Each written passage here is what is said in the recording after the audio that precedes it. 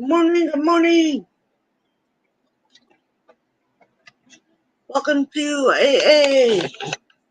If you're new here, welcome. You've come to the right place. If you want to learn tips and tricks and things that work to help you stay sober, or help a friend or family member, thank you for being here. Um, Please don't be judgmental of people in the chat. Just because they're in the chat does not mean that they are the alcoholic. They may be here just to support my channel or help a friend or family member to get sober. Hi, Lily. I see you over there in YouTube. I don't know why, but for some reason I can't ever see the Facebook chat. Let me see if I can get something going over here. So if you're new, you're welcome to stay and listen. You don't have to post anything in the chat if you don't feel comfortable doing that. I completely understand. But feel free to if you would like. Um, you know, it's totally up to you. However you want to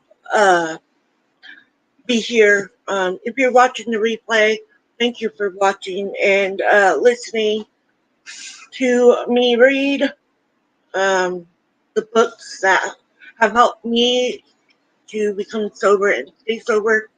I'm coming up on 10 years, so that's why I do this. So let's go ahead and get the meeting started, shall we? God, grant me the serenity to accept the things I cannot change, the courage to change the things I can, and the wisdom to know the difference. In the front of the book, you can see the contents. That's where I get the steps and traditions from. It is in the 12 Steps and 12 Traditions book right in the front. So, I'm Sandra. I'm an alcoholic. 1. We admitted that we were powerless over alcohol, that our life had become unmanageable. 2. Came to believe that a power greater than ourselves could restore us to sanity. 3. Made a decision to turn our will and our lives over to the care of God as we understood Him.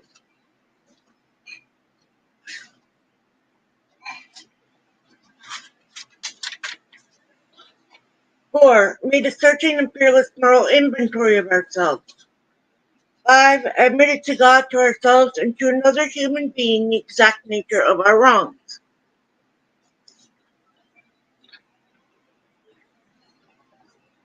6. We're entirely ready to have God remove all these defective characters. 7. Humbly asked Him to remove our shortcomings. 8. Made a list of all persons we had harmed and become willing to make amends to them all. 9. Made direct amends to such people wherever possible, except when to do so would injure them or others. 10. Continue to take personal inventory and when wrong, promptly admit it. 11. Sought through prayer and meditation to improve our conscious contact with God as we understood Him, praying only for knowledge of His will for us and the power to carry that out.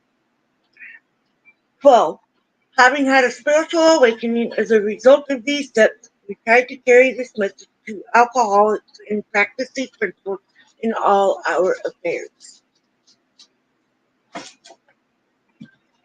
I put in the description, what book we're reading, what chapter we're in, or story, or both, and the page number. So we're on page 96 in Working with Others. Can you please stop? Lay down. Don't move at me. The dog. I'm live, so he thinks he needs to be noisy. Hopper, please stop. Do not be discouraged if your prospect does not respond at once. Search out another alcoholic and try again. You are sure to find someone desperate enough to accept the eagerness what you offer.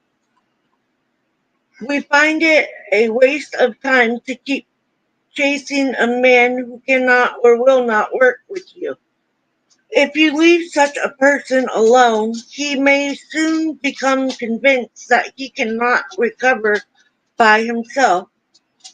To spend too much time on any one situation is to deny some other alcoholic an opportunity to live and be happy.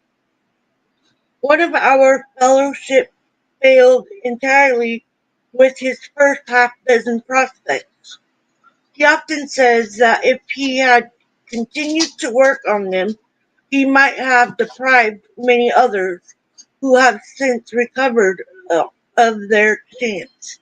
Can you turn that air conditioner to where it's blowing? Over here, sweating. Suppose now you are making your second visit to a man. He has read this volume and says he is prepared to go through with the 12 steps of the program of recovery. Having had the experience yourself, you can give him much practical advice. Let him know you are available if he wishes to make a decision and to tell his story. But do not insist upon it if he prefers to consult someone else. He may be broken and homeless. If he is, you might try to help him about getting a job or give him a little financial assistance. But you should not deprive your family or creditor of money they should have.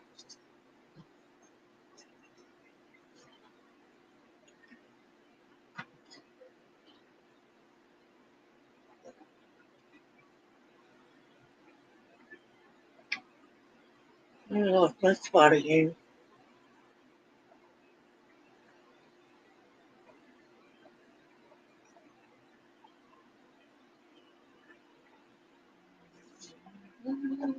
Getting there, guys. Perhaps you will want to take the man into your home for a few days, but be sure to use discretion.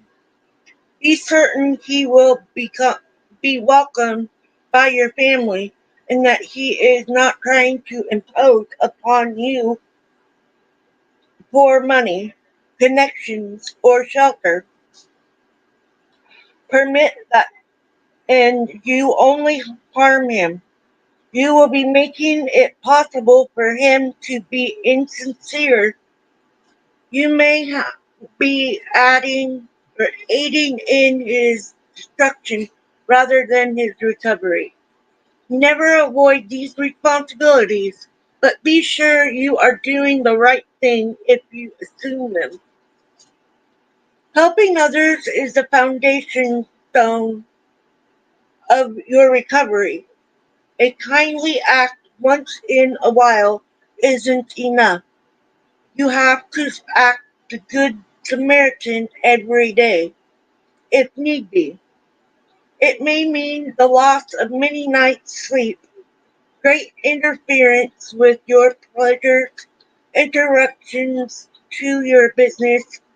It may mean sharing your money and your home, counseling frantic wives and relatives, in immutable trips to police court, Samaritans, or sanitariums, hospitals, jails, and asylums. Your telephone may jangle at any time of the day or night. Your wife may sometimes say she is neglected. A drunk may smash the furniture in your home or burn a mattress. You may have to fight with him if he is violent. Sometimes you will have to call a doctor and administer sedatives under his direction. Another time you may have to send for the police or an ambulance. Occasionally, you will have to meet such conditions. We seldom allow an alcoholic to live in our home for long at a time. It is not good for him, and it sometimes creates serious complications in a family. Though an alcoholic does not respond, there is no reason why you should neglect his family. You should continue to be friendly to them. The family should be offered your way of life. Should they accept and practice spiritual principles, there is a much better chance that the head of the family will recover. And even though he continues to drink, the family will find life more bearable. For the type of alcoholic who is able and willing to get well, little charity in the ordinary sense of the word is needed or wanted. The men who cry for money and shelter before conquering alcohol are on the wrong track. Yet we do go to great extremes to provide each other with these very things. When such action is warranted, this may be inconsistent, but we think it is not. It is not the matter of giving that is in question, but when and how to give. That often makes the difference between failure and success. The minute we put our work on a service plane, the alcoholic commences clamor for this or that, claiming he cannot master alcohol until his material needs are cared for. Nonsense. Some of us have had taken very hard knocks to learn the truth. Job or no job, wife or no wife. We simply do not stop drinking so long as we place dependence upon other people ahead of dependence on God.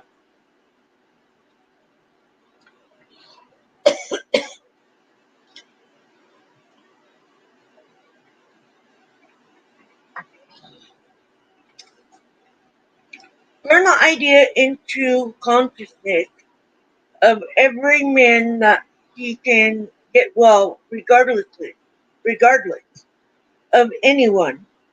The only condition is that he trusts in God and clean out. Now the domestic problem there may be divorce, separation, or just strained relations.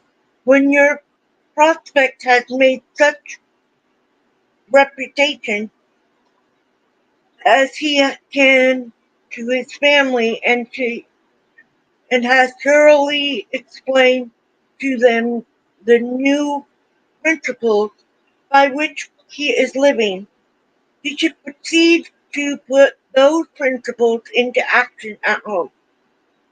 That is, if he is lucky enough to have a home. Though his family be at fault in many respects, he should not be concerned about that. He should concentrate on his own spiritual demonstration. Arguments and fault finding are to be avoided like the plague. In many homes, this is a difficult thing to do, but it must be done in any result or if any result are to be expected. If persisted in for a few months, the effect on a man's family is sure to be great. The most incompatible people discover they have a basis upon which they can meet. Little by little, the family may see their own defects and admit them. These can then be discussed in an atmosphere of hopelessness and friendliness, or helpfulness, sorry. After they have seen tangible results, the family will perhaps want to go along. These things will come to pass naturally and in good time, provided, however, the alcoholic continues to demonstrate that he can be sober, considerate, and helpful regardless of what anyone says or does. Of course, we all fall much below this standard many times, but we must try to repair the damage immediately lest we pay the penalty by a spree. If there be divorce or separation, there should be no undue haste for the couple to get together. The man should be sure of his recovery. The wife should fully understand his new way of life. If their old relationship is to be resumed, it must be on a better basis. Since the former did not work, this means a new attitude and spirit all around. Sometimes it is to the best interest of all concerned that a couple remain apart. Obviously, no rule can be laid down. Let the alcoholic continue his program day by day. When the time for living together has come, it will be apparent to both parties. Let no alcoholic say he cannot recover unless he has his family back. This just isn't so.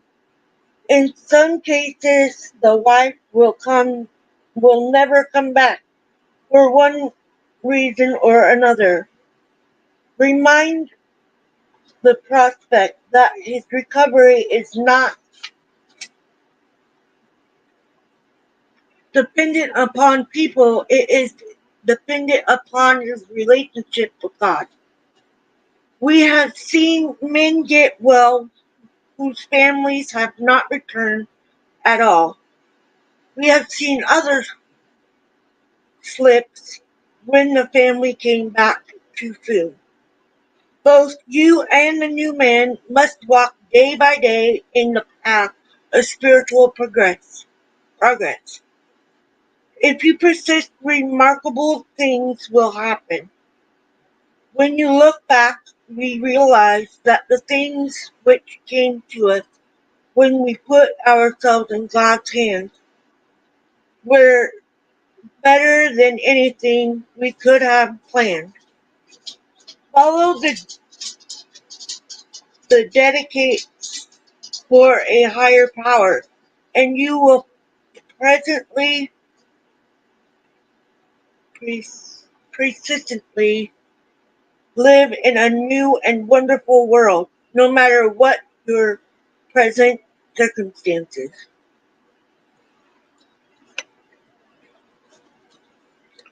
When working with a man and his family, you should take care of the part should take care not to participate in their quarrels. You may spoil your chance of being helpful if you do, but urge upon a man's family that he has been a very sick person and should be treated accordingly. You should warn against arousing resentment or jealousy. You should point out that his defects of character are not going to disappear overnight. Show them that he has entered upon a period of growth. Ask them to remember, when they are impatient, the blessed fact of his sobriety. If you have been successful in solving your own domestic problems, tell the newcomer's family how that was accomplished. In this way, you can set them on the right track without becoming critical of them.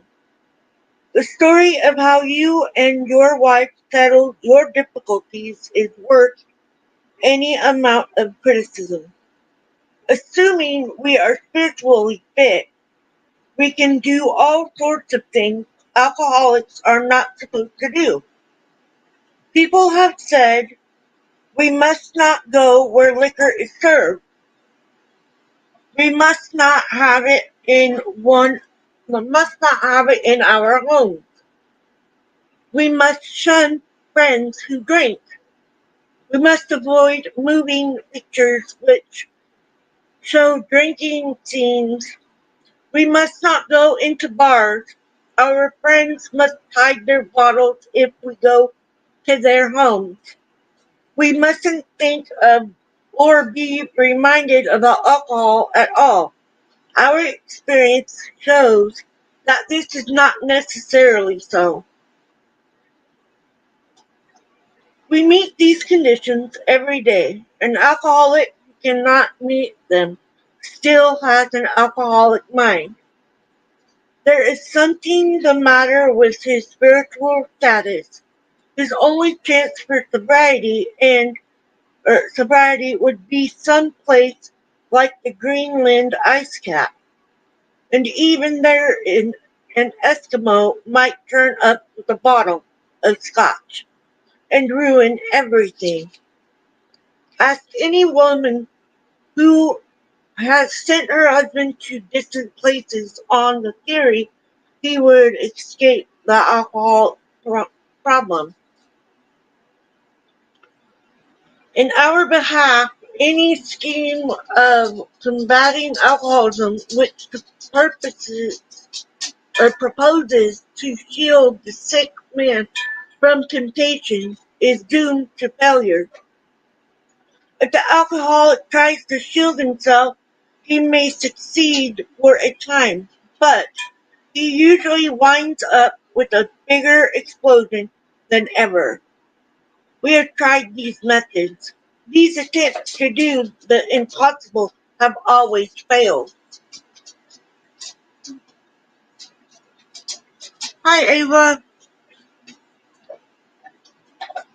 So our rule is not to avoid a place where there is drinking. If we have a legitimate reason for being there, that includes bars, nightclubs, dances, receptions, weddings, even plain ordinary whoopee parties. To a person who has had experience with an alcoholic, this may seem like tempting providence, but it isn't. You will note that we made an important qualification. Therefore, ask yourself on each occasion, have I any good social business or personal reason for going to this place? Or am I expecting to feel a little vicarious pleasure from the atmosphere as such? What? He's fine. The dog's eating. Sorry about the background noise. I just smacked it into one word.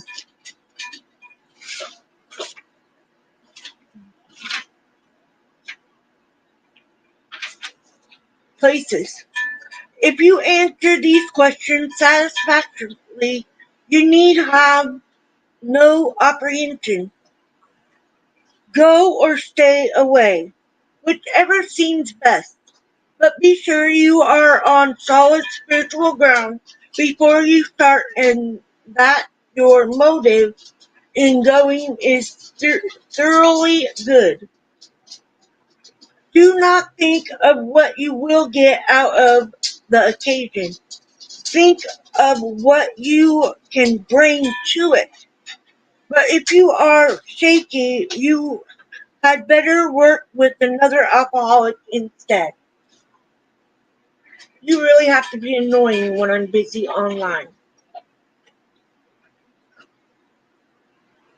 Crazy dog. Why sit with a long face in place where there is drinking? Sighing about the good old days. If it is a happy occasion, try to increase the pleasure of those there. If a business occasion, go and attend to your business enthusiastically. If you are with a person who wants to eat in a bar, by all means go along. Let your friends know they are not to change their habits on your account. At a proper time and place, explain to all your friends why alcohol disagrees with you. If you do this thoroughly, few people will ask you to drink. While you were drinking, you were withdrawing from life little by little. Now you are getting back into the social life of this world. Don't start to withdraw again just because your friends drink liquor. Your job now is to be at the place where you may be of maximum helpfulness to others. So never hesitate to go anywhere if you can be helpful. You should not hesitate to visit the most sordid spot on earth on such an errand. Keep on the firing line of life with these motives, and God will keep you unharmed. Many of us keep liquor in our homes. We often need it to carry green recruit, recruits through a severe hangover. Some of us still serve it to our friends, provided they are not alcoholics. But some of us think we should not serve liquor to anyone. We never argue this question. We feel that each family, in the light of their own circumstances, ought to decide for themselves. We are careful never to show intolerance or hatred of drinking as an institution. Experience shows that such an attitude is not helpful to anyone. Every new alcoholic looks for this spirit among us as and is immensely relieved when he finds we are not witch burners. A spirit of intolerance might repel alcoholics whose lives could have been saved. Had it not been for such stupidity, we would not even do the cause of temperature drinking any good. For not one drinker in 1,000 likes to be told anything about alcohol by anyone who hates it. Someday we hope that Alcoholics Anonymous will help the public to a better realization of the gravity of the alcoholic problem. But we shall be of little use if our attitude is one of bitterness or hostility. Drinkers will not stand for it. After all, our problems were of our own making. Bottles were only a symbol. Besides, we have stopped fighting anybody or anything. We have to. So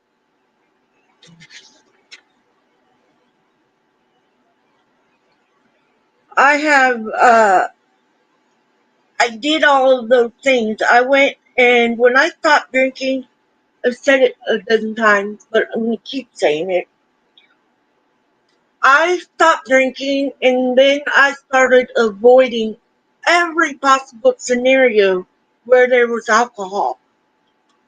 Every single scenario because I did not want to take that chance. However,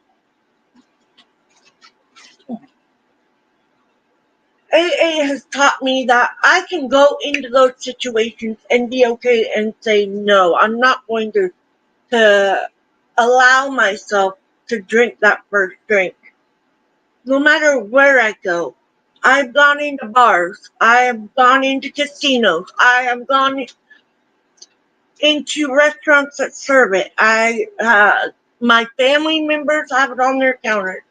Um, who are going in the grocery store and going down those aisles. When I first got sober, that was something I avoided completely. I avoided all of those scenarios. And finally, I started getting to where, okay, I could venture down this aisle and not think twice about that alcohol right there on that aisle. I just walk down the aisle and it's like I don't even see it anymore. I know it's there, but I just don't see it because I'm over that. I don't want to go back to the old me. And being able to go through those places, always have your exit plan ready. Because you never know when there's going to be a situation where you have got to get out of it. So, with me, when I first got sober, even sometimes still to this day, my dad will ask me, is it all right that I have a drink in his own home? Mind you, I have no control over what he does or what he drinks or anything. It's his home. And when he would ask me that, I would be like, this is your house. You don't have to ask me. All I ask is that I'm not asked if I want to drink, and I'd rather not have it in any of my food.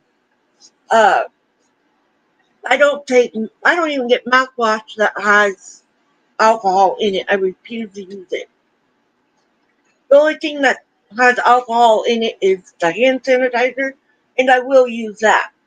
But I don't use anything with alcohol except for that. Now, I went into so many casinos while I was in Reno without realizing how many casinos I was in. And there's drinks everywhere. I saw them and I was like, that's a waste of a drink, It's sitting there and it's full. I'm like, okay, so somebody got drunk enough that they just left the drink sitting there. Whatever, I walk away. I didn't touch it. I was really, really, really proud of myself then. And that's when I started getting back to where I could do all the other things, going around it and not worrying about, I'm going to drink that. I don't have it in my house. I don't allow it in my house. If you're going to drink, you can drink outside, but you're not coming in here with it.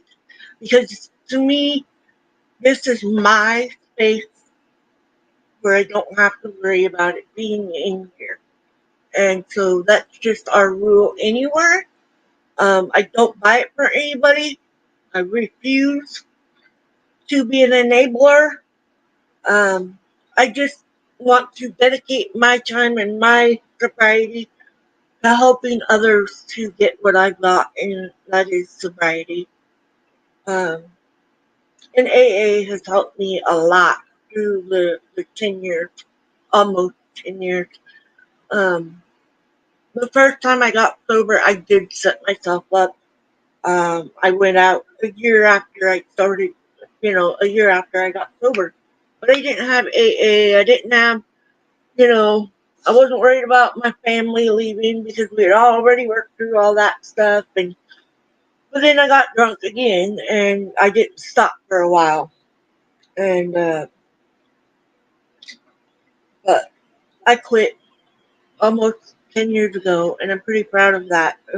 My sister is right there with me. She's right behind me. Um, I've got friends that have got sober. I've got friends that have gone back out and, they're coming back and going back to being sober. It takes a lot of courage for somebody to do that. I have not done that since I started AA. I have stayed sober throughout.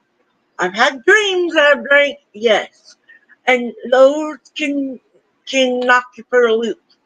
They last a little while. I think I had those for like the first year that I was sober. I would dream about going and drinking with people and, people that don't even drink to begin with. And so I know what it's like to be on that struggle of, you know, did I? No, I didn't. And am I going to? Doubting myself, thinking I'm going to go back out again and stuff like that was way back when I first got sober. And AA taught me a lot. It really has. It's helped me to navigate my sobriety in a positive way, even when I have my bad days. Uh, I still do isolate myself sometimes. Like, I just don't want to deal with people. But that's life. Um, but yeah. So, anyways, that's gonna wrap up the meeting. I get to go to Jelly Roll tonight. Woo! Super excited. Um, mine and my sister's first ever concert. Um, so excited about it. But yeah. So I'm gonna read the daily reflection, and then you guys can go about your day. And happy first of the month. It's a new month. It's a new week. And yeah. So September 1st, willingness to grow. If more gifts are to be received, our awakening has to go on. As Bill sees it, page 8. Sobriety fills the painful hole in the soul that my alcoholism created. Often I feel so physically well that I believe my work is done. However, joy is not just the absence of pain, it is the gift of continued spiritual awakening. Joy comes from ongoing and active study as well as application of the principles of recovery in my everyday life. And from sharing that experience with others, my higher power presents many opportunities for deeper spiritual awakening. I need only to bring into my recovery the willingness to grow. Today I am ready to grow. And that, my friends, is true. So let's go ahead and say the Serenity Prayer and go about our weekend. I'm super excited for tonight. So, God, grant me the serenity to accept the things I cannot change, the courage to change the things I can, and the wisdom to know the difference. Keep coming back. It works if you work it. Love you guys. Be safe out there. Love you. See you on the next one.